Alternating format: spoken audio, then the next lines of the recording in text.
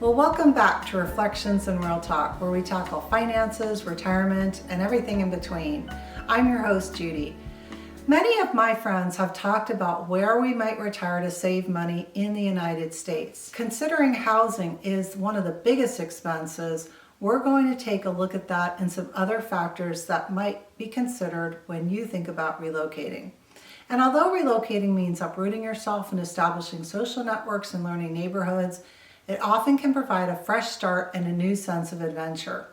Several of my friends have moved to 55 plus communities or country club style neighborhoods as well that have built-in full scheduled social calendars offering lots of choices for activities from fitness to cards, volunteer activities, parties, and a built-in social network.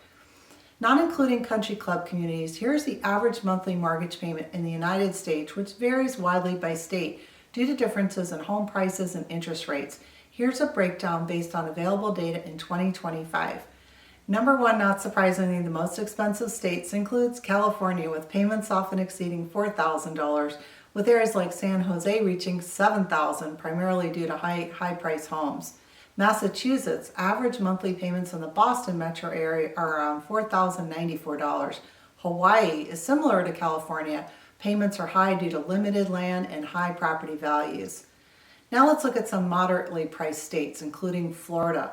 Monthly payments range anywhere from $1,900 to $2,500 in cities like Jacksonville and Miami. In Texas, payments can range between $1,600 and $2,100 depending on the metro areas such as Dallas or Houston. Least expensive states, West Virginia, among the lowest with an average payment of around $1,000 to $1,200.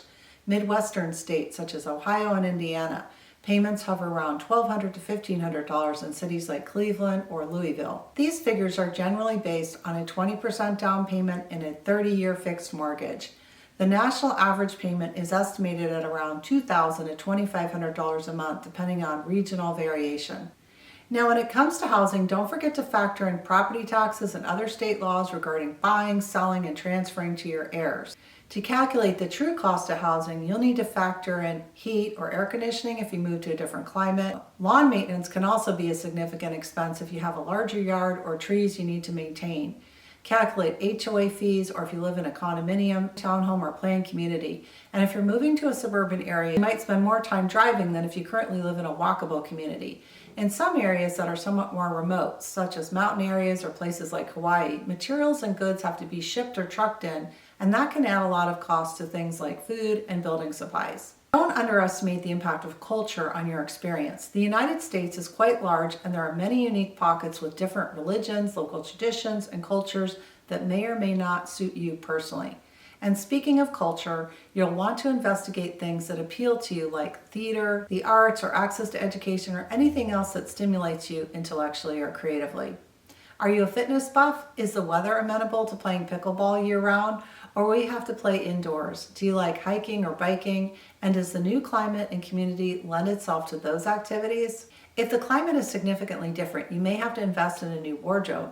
Do you like sunshine? Sometimes the lure of less expensive real estate in an area that has frequent rain can make some people feel depressed. How close will you be to family and friends? If you have grandchildren or lifelong friends you'll want to spend time with, you'll want to consider how difficult it is or easy to travel to see them frequently.